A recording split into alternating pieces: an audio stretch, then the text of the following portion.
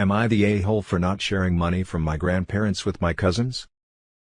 My 28 grandparents only have 2 grandchildren, me and my sister, 24. My dad has a sister who never had kids or married, and a brother who just got married for the first time at 54. With his new marriage, he gained 3 stepsons, 25, 21, and 19. All 3 are not thrilled with my uncle's marriage to their mother and have had very little to do with my uncle since the wedding, even less to do with the rest of our family. I've never even met them. My grandparents have moved in with my aunt, because they're getting older and they recently sold their house. Though I did not know until recently, my grandparents' plan was always, when they died or were ready to relocate, to sell their house and split the money between me and my sister, their only grandchildren. They recently did so, and the house sold for nearly $300,000, giving both me and my sister a sizable amount of money. This is great because my sister can pay off her college entirely, and I am able to pay for my upcoming wedding and honeymoon, as well as a down payment on a new house. We should even have enough to stock a little away for the future.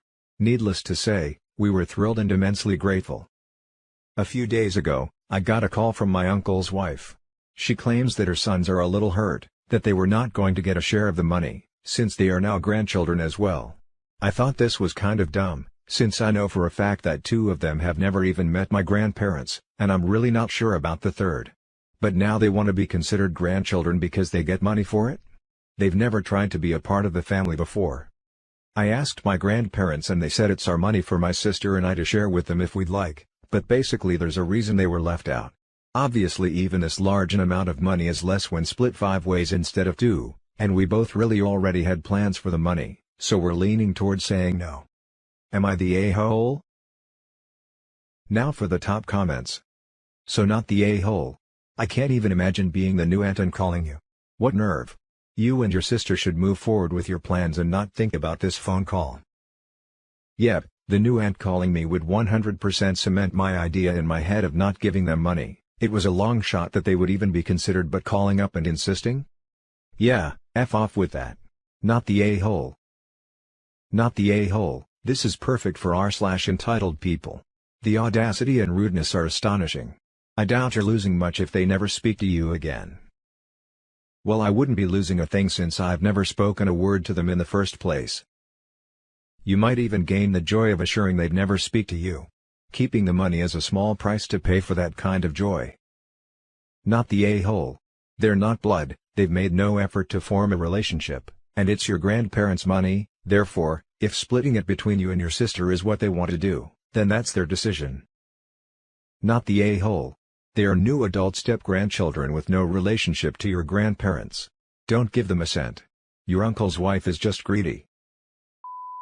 Now for the next story. Am I the a-hole for refusing to share the inheritance from my dad with my step-siblings who treated him badly? Throwaway title sounds bad, but hear me out. I have 2 step-siblings. These step-siblings were a nightmare to me. They basically caused their side of the family to disown me. They railed around their mom, who was a wonderful parent, against me, to get me disowned. The only person who I had any relationship with or met, was their grandma. When their grandma gave them the will, they basically told me that I am not part of the family, so I am not getting it. They also refused to build a relationship with my dad and called him nasty names. My dad ended up giving up on them. When their mom died, she gave everything to my dad. That was when my 2 step-siblings cut contact.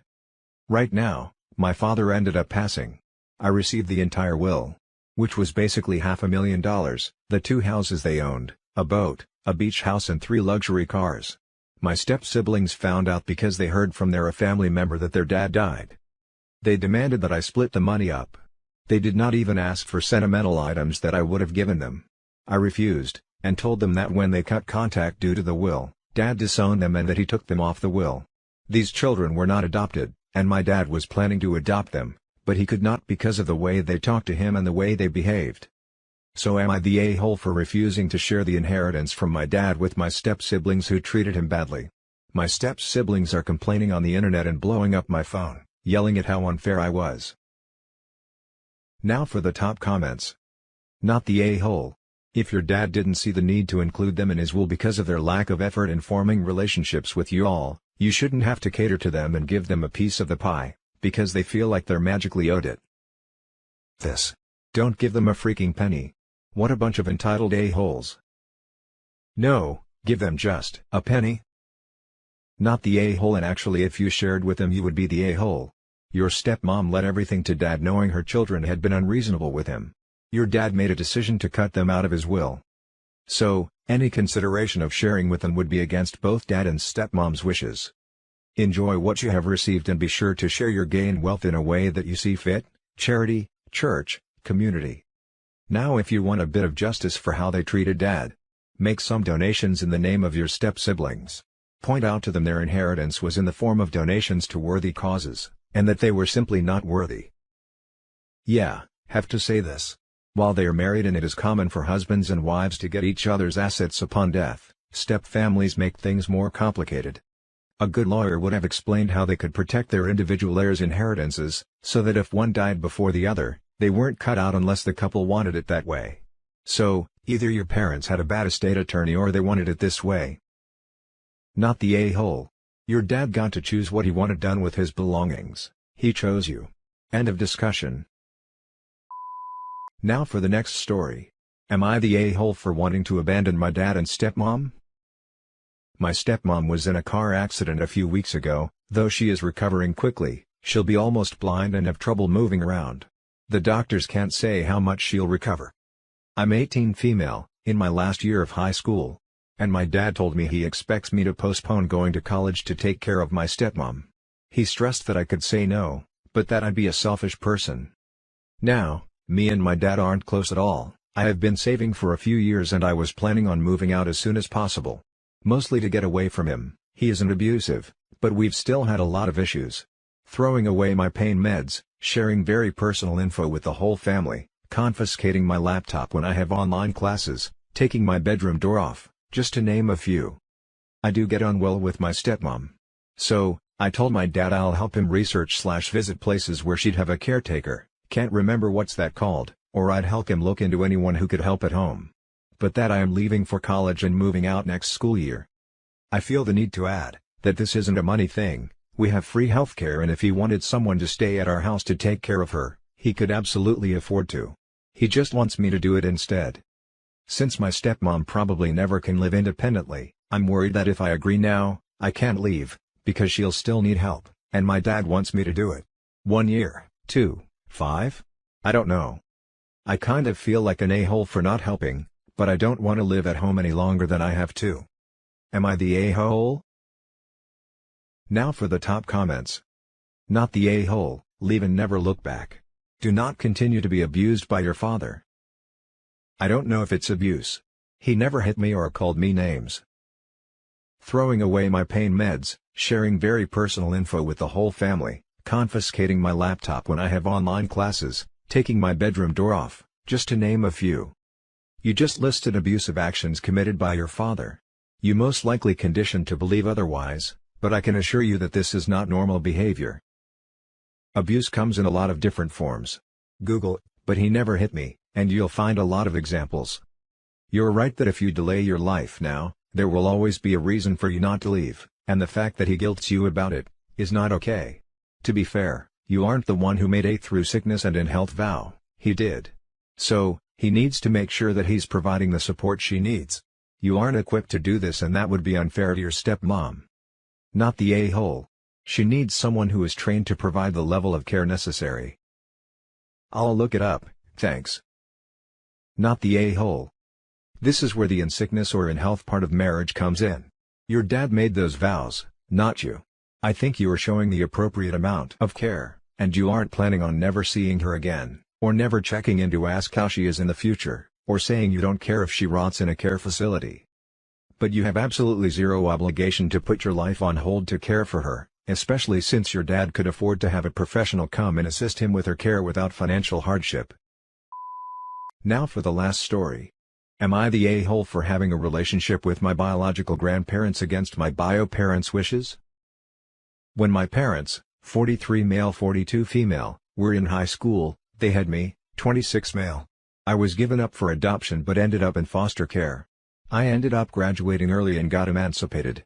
I started looking for my parents and found them on Facebook when I was 17. I also discovered they were still together, got married, and had 3 girls 19, 15 and 12. I messaged them to reach out, but they declined to meet me and asked not to contact them, or their family again. I figured while I'll respect their wishes not to contact them, I decide to contact their parents who were thrilled to meet me.